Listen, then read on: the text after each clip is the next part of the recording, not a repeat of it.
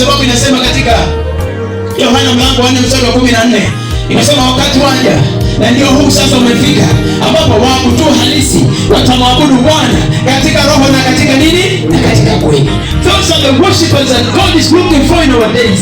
Katika district ya Narok, Mungu anachotafuta Mungu ni watu ambao wanaweza simama na kumwabudu, na the glory of God will be the order of the day.